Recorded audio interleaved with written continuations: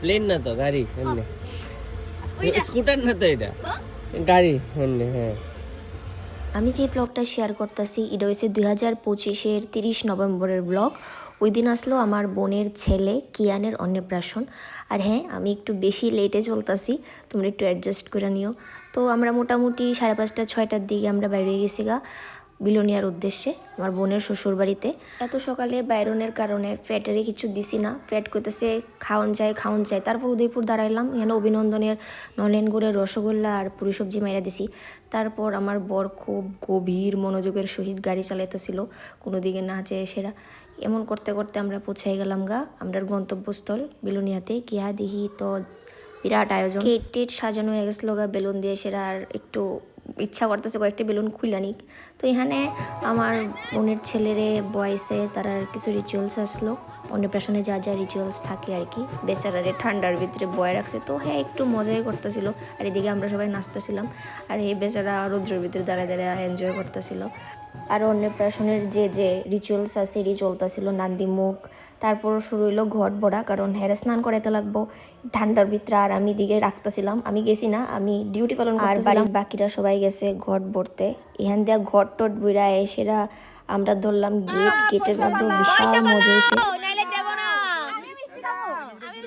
আমরাও মিষ্টি খাবো।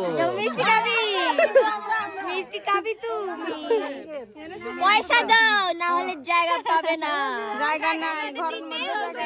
গেট ধরতে আমার ভীষণ মজা লাগে। গেটে আমরা টাকা চাইতেছিলাম, নাহলে গেট ছাড়তাম না। এখানে অনেক মজা টজা করার পর সবাই নাচ টাচ করছে গেটের মধ্যে।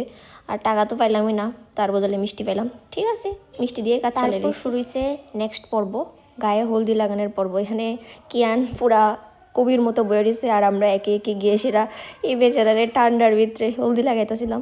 জুলুম হইতেছিল, এরপর জুলুম। হ্যাঁ কইতেছে সবকা বদলা লেগা আপন, আমি বড়ই আলু খালি সব হিসাব লমু সবের টিকা। তো জোকস পার্ট, সবাই হ্যারে হলদি লাগাইতেছিল অল্প অল্প করে সেরা। হে অতটুকু অব্দি চুপচাপই আসলো, খুব গুড বয়ের মতো বয়ে দিছিল। আর মোমেন্টে এনজয় করতেছিল, আর খুব পোজ দিয়ে দিয়ে ফটো তুলতেছিল।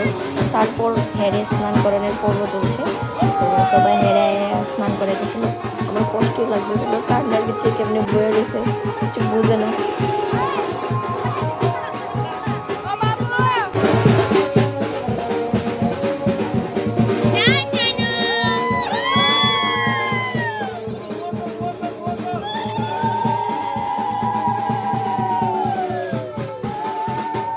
তারপর কিয়ানরে জামাই সাজে রেডি করা হয়ে গেছে, কারণ নেক্সট পর্বের লেগে একটার পর একটা পর্ব শুরু হইতেছে।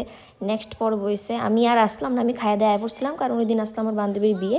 তো এখানে হ্যাঁ টাকা ধরছিল, কারণ আমার বোনের ছেলে বুঝা লাগছে যে টাকা ছাড়া হনে কোনো কিছু কাজ হতো না। তারপর হ্যার হঠাৎ মনে আইলো যে টাকা তো ধরছি, টাকা রুজি করার লেগে তো আগে আমার কলম ধরন লাগবো। তারপরে কলম ধরছে, তো যাক ভালো। ঠাকুরের কাছে দিয়ে আশীর্বাদ করি অনেক বড় হোক, নিজের পায়ে নিজে দাঁড়াক, ভালো মানুষ হোক, সবাই হেরে আশীর্বাদ করবেন।